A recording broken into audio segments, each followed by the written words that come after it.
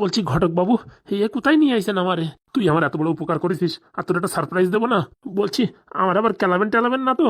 দেখ এখন তোর সাথে কি ঘটনা ঘটে। কই গো, বাড়ি আছো কি না? কে? আরে বাইরে এসে দেখো কে। আরে ঘটক মশাই আপনি? হ্যাঁ হ্যাঁ, বলছি তোমার নাতনি কই? ওই তো ফোনে ওর বান্ধবীর সাথে কথা বলছে। বলছি এই ছেলেটাকে চিনতে পারলাম না। পারবা পারবা, একটু পরে চিনতে পারবা। বলছি তোমার নাতনি ডাকো দেখি। মধু, আয় মধু। কি ঠাম্মি ডাকছো? আয় রে আয়, এই ঘটক বাবু আইছে, তোরে ডাকতিছে। এ বাবা, দেখি সৌম্য, এই কি বলবে বলে তোরে। দেখ শোন কি হয়েছে। দাদু, বলছি তোর জন্য একটা সম্বন্ধ নিয়ে আইছি, দেখ পছন্দ হয় নাকি। ওরে বাবা আগের তো বলবা তো। তা বলছি ছেলের বয়সটা একটু বেশি বেশি মনে হচ্ছে। বয়সের কথা ছাড়ো, সরকারি চাকরি করে। তাহলে চলবে, কোনো সমস্যা নাই। বাবা, আমাদের গ্রামে এত ভালো মেয়ে আছে আমি তো জানতাম না। কি গো গোসাই, পছন্দ? আপনার পছন্দই আমার পছন্দ। এই আমার পছন্দ দেখলে হবে না, বিয়ে কি আমি করবো না তুমি? না মানে আপনার পছন্দ হলে আমারও পছন্দ। ও কথা বলছিস কেন? তা সামনাসামনি কি করে বলবো যে আবার পছন্দ বোঝো না তুমি? আরে তো আমার কানে কানে তো বলতে পারিস পছন্দ কিনা। যদি পছন্দ হয় তাহলে কথা আগে বাড়াবো, নাহলে এখানেই ক্ষমাপত্র দিয়ে চলে যাবো। পছন্দ পছন্দ, এই টাকু মাথায় আর কত বড় চন্দন পাবো। আরে ধুস তোর টাকু, পয়সায় সব টাকু মাকু কিচ্ছু দেখা যায় না। তাহলে ঠিক আছে, ফাইনাল করে দি একদম। বলছি আমার মার কাছে একটু শুনে নিলে হতো না? আরে তোর মারে কি করে মানে লাইনে আনতে এসে আমার জানা আছে, তুই টেনশন করিস না। আচ্ছা, তাহলে দুগ্গা দুগ্গা বলে শুরু করে দাও। তা বলছি দিদি, ছেলে এই যে আপনার সামনে, দেখতে পাচ্ছেন সরকারি চাকরি করে, মাস গেলে 20,000 টাকা বেতন আছে। এখন নতুন তো নতুন তো, আর কয়েক বছর গেলে আরো টাকা বাড়বে। আর কোনো চাপ নেই, আপনার নাতনিরই একদম স্বর্গে করে রাখবে। স্বর্গে করে রাখবে মানে? আর মানে মাথায় করে রাখবে। বলছি কি তোমার নাম সৌম্য না? হ্যাঁ, আমার নাম সৌম্য। তুমি কি করে জানো? হ্যাঁ জানি, আমি তোমার তো চিনি। ও মা, আমি তো তোমার কোনদিন দেখিনি। তুমি যখন অফিস যাও রোজ দিন, আমি তোমার দেখেছি। মানে আমি অফিস যাই সেটাও তুমি জানো? হ্যাঁ, এই গ্রামে কে কে চাকরি পাইছে কি না পাইছে সেসব খবর তো আমাদের কাছে আগে আসে। বলছি মধু, ছেলে পছন্দ? আপনি দেখেছেন আর পছন্দ হবে না বললি হলো?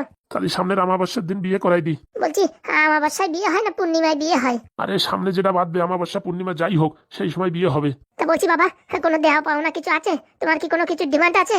না না, আমার কোনো ডিমান্ড নাই। শোন, ব্রাহ্মণ কিন্তু একটা হায়ার করে নিয়ে আসতে হবে। আমার জামাই আছে না, জামাইয়ের বাড়ির পাশে, বুঝেছিস? টাকা পয়সা কিছু লাগবে, কিন্তু মন্তর যা পড়ে না, একদম অসাধারণ। জীবন পুরো একদম ধন্য হয়ে যাবে।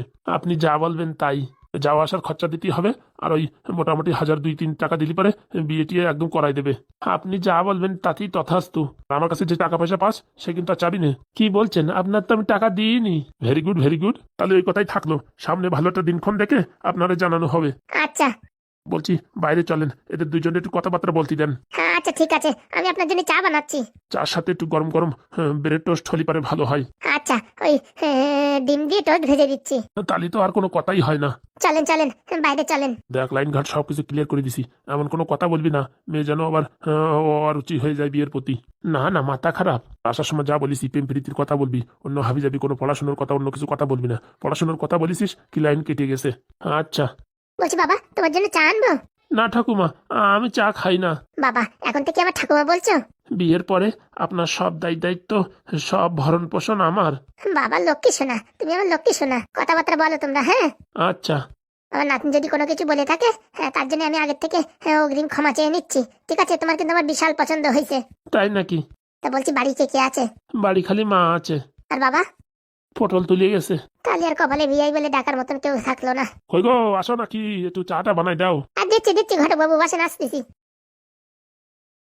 বলছি তোমার নাম? আমার নাম মধুকুলকুলি। খুব সুন্দর নাম। আর তোমার নামটা খুব ভালো, সৌম্য। তা বলছি আমার নাম তো আমি তোমার বলিনি, কি করে জানলে? বললাম না, গ্রামের যারা ভালো ভালো চাকরি বাকরি করে সবার নাম আমার জানা। তা বলছি আমায় দেখি তোমার পছন্দ হয়েছে তো?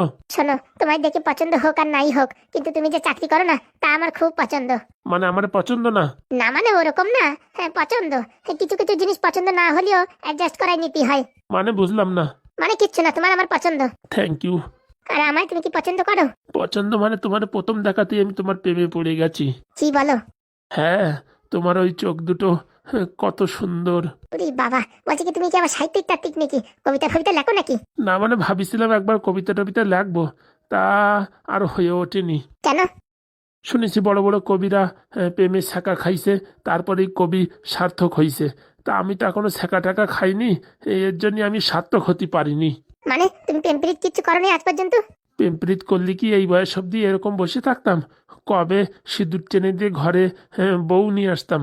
বাবা বাহ, গুড বাই। মানে এখনো তুমি প্রেম প্রীত কিচ্ছু করোনি? হ্যাঁ। বলছি বিয়ে হলি পারে আমার বিয়ে কি দেবা গিফট? তোমার কি লাগবে? আমার একটা সোনার চেন লাগবে, একটা আংটি। আচ্ছা, দেবে তো কিনে? তুমি যদি বলো আমি মই পাতে আকাশের চাঁদ ধরে নিয়ে আসবো। না না, ওই মই পাতার দরকার নেই, ওই সোনার চেন আর একটা আংটি দিলেই হবে। হ্যাঁ, বিয়ের পরের দিনই কিনে দেবো।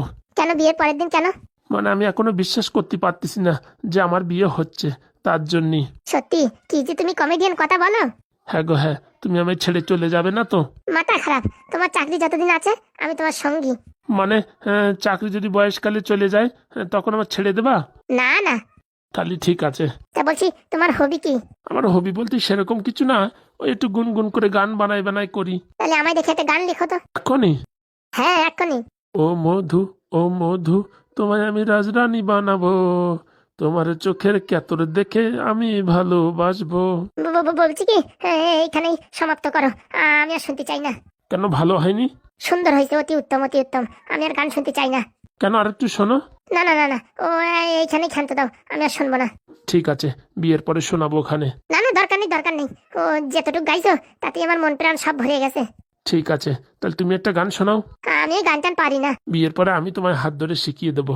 না থাক হয়েছে, গান শিখবো না, আমার রান্নাবাড়ি শিখিয়ে দিও তাতেই হবে। রান্না নিয়ে একটা গান গাইবো? ওরে বাবা না না, এখন কিচ্ছুর দরকার নেই, তুমি ক্ষমা করো আমারে। ঠিক আছে। এই সৌম্য, কথাবার্তা হয়েছে নাকি? আর কত কথা বলবি? প্রথম দেখায় যদি এত কথা বলিস, তা বিয়ের পরে কিছু কি বলবি? কিছু রাখ এখন, বাকিটা কি? হ্যাঁ, আচ্ছা আসতেছি। বলছি তোমার ফোন নাম্বারটা লিখে নাও। বলো না, আমার মনে থাকবে। 33000926। আচ্ছা, রাত্রে ফোন করবো কিন্তু। অবশ্যই। আমি ভাবিছি তোমার কাছে ফোন নাম্বার চাইবো, তার আগে তো তুমি চেয়ে নিলে। তুমি চাও যা, আমি চাও তাই। আচ্ছা, আসি তাহলে, ভালো থেকো। হ্যাঁ হ্যাঁ ঠিক আছে। ভাবিছিলাম মনে হয় এই জন্মের বিয়ে হবে না আমার। যে ছেলে দেখতে আসে সেন্টারিং কাজ করে, নাই তো কোথাকার রাজমিস্ত্রি, কনের দর্জি, কোথায় সিকিউরিটি গার্ড, কিন্তু এতদিন পরে একটা সরকারি চাকরিওয়ালা কাকু পাইছি। যাই হোক, মাথায় টাক হলে কোনো অসুবিধা নেই, লোকেদের বলতে তো পারবো সরকারি চাকরি করে, আর মালটা টপকায় গেলে পেনশনও ভালো পাবো। যাক, অবশেষে বিয়েটা ঠিক হলো। কি করবো, কিছুই ভালো লাগছে না। সকাল থেকে ফোন করেই যাচ্ছি কিরণ রে, ফোন তুলছেই না। কি হলো তা কে জানে, টাকা পয়সা জোগাড় করতে পারলো কিনা তা কে জানে। এখন বুঝতে পারছি এইসব বেকার ছেলেপেলের সাথে প্রেম করা খালি খালি। যদি একটা চাকরিওয়ালা ছেলের সাথে প্রেম করতাম তাহলে কবেই বিয়ে হয়ে যেত। আর এখন এই ছেলের 1 টাকা নেই, আসার টিকিট কাটার পয়সা নেই। কি আর বলবো, কি করে সংসার চালাবে কে জানে। ওদিকে পাদু বলেছিল 4টের সময় ওর আজকে ফ্রি হয়ে যাবে কাজের থেকে, ঘুরতে যাওয়ার কথা বলেছিল। মন তো করছে ঘুরতে যেতে, কিন্তু ওর সঙ্গে না, আমার কিরণের সঙ্গে। এইবার আরেকবার ফোন লাগাই দেখি। লিলি লিলি লিলি লিলি, উঠাও কিরণ উঠাও, ফোন উঠাও কিরণ। লিলি লিলি লিলি লিলি, উঠাও কিরণ, একবার উঠাও। তোমার কি কোনো দুর্ঘটনা হলো যে ফোন উঠাচ্ছ না? হ্যালো, এই মরিছে, কি কি কি কি কি- কে উঠালো রে ফোন? হ্যালো, বলছি কাকিমা, কিরণ বাড়িতে আছে? কে রে হতভাগী তুই? বলছি কি, আমার নাম পায়েল, কিরণকে বলো পায়েল ফোন করেছে। পায়েল কে? আমি ওর বান্ধবী। ফাজলামি মারার জায়গা পাও না, হ্যাঁ? আমার ছেলে সারা দেশের আকাশ কুকাশ করে, সেই সব ছেলেপেলের সাথে ঘুরে বেড়ায়, পড়াশোনা কিচ্ছু করে না। তোর বান্ধবী কোথাতে আসে? না মানে, ও কিরণের সাথে আমার অনেক দিনের সম্পর্ক, ও আমার ছেলে। তুমি দাও না ফোনটা। হারামজাদার অবস্থা এখন টাইট, ও এখন ফোনে কথা বলতে পারবে না। কেন? ওর বাপ আর আমি কি দুজনে মিলে কেলাইছি? মানে বুঝলাম না। বলছি কে হে তুমি? বাড়ি আসো, তোমার ডিটেলস বুঝাচ্ছি। ছেলে রে কেলাইছি, বাপেতে আর মায়েতে। হ্যাঁ, বুঝতে পারতেছো না? বলছি ওর কাছে একটু ফোনটা দেওয়া যাবে? বলছি বাংলা কথা তুমি বোঝো না? না মানে খুব দরকার ছিল। এই শোনো, তুমি এত পেচর পেচর করতেছো তো বলেই দিচ্ছি। হ্যাঁ, ওই লোকের কাছ থেকে চাকরি দেবে, দুবাই নিয়ে যাবে, এসব কথা বলে হাজার হাজার টাকা চাইছে, 20,000 25,000। তারা বাড়ি এসে নালিশ করিছে। তারপরে আমি আর আমার বর, হ্যাঁ, উদম কেলানো দিছি। মালটা এখন কেলিয়ে শুয়ে আছে। ও মনে হচ্ছে আর 6 মাসের আগে বেডের থেকে উঠতে পারবে না। কি কি কি বলছেন? কি কি কিরণ কি মেরেছেন? এই তুমি এরকম ক্যাং ক্যাং করছো কেন? তুমি আমার কিরণকে ভালো টালোবাসো না তো?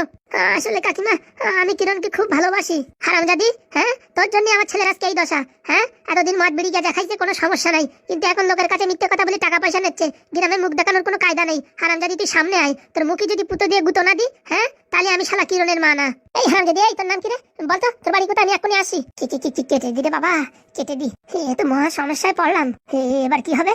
যদি আমার দাদুর কাছে যে নালিশ করে না, তাহলে দাদু ফোন করে আমার বিশাল খাবরাবে নে, আবার সেই মা মরা বাপ মরা কথা তুলবে নে। এই সব বোনাস রে, কি কি কি করবো? কি জন্য তাহলে এরকম কেলান কেলাইছে? আর হারামজাদারাও আছে এখানে ওখানে মিথ্যে কথা বলে টাকা নেওয়ার দরকার কি? আর নেবেই না বা কেন? কাজকর্ম কিচ্ছু করে না, খাই দায় ঘুরে বেড়ায়। এখন কি করি, কি করি রে, কি করি? আমার মাথায় তো টেনশন উঠে গেছে। বাড়ি বসে একা একা ভালো লাগতেছে না। কি করবো? পাদুর একটু ফোন করবো নাকি? এক কাজ করি, খালি খালি এখানে বসে মন খারাপ হচ্ছে, পাদুর সঙ্গে একটু ঘুরতেই চলে যাই। তারপরে কিরণ যখন ভালো হবে তখন ফোন করবে, তখন চলে যাব। হ্যাঁ, এখন ওই হারামজাদারা কবে আসবে ততদিন কি এরকম মানে ঘর কোনো হয়ে বসে থাকবো নাকি? ততদিন ব্যাঙ্গালোরটা একটু ঘুরে ঘুরে দেখি। Lily lily lily, hello. হ্যাঁ পায়েল, কি হয়েছে? বলছিলাম কি ভাত খেয়েছো? হ্যাঁ হ্যাঁ, একটু আগেই খেলাম। আর ঘন্টাখানিক কাজ আছে। বলছি কি, তুমি যদি ফ্রি থাকো তাহলে আমি তোমাকে নিতে আসি। একটু ওই সমুদ্রের পাড় দিয়ে ঘুরে বেড়াতাম।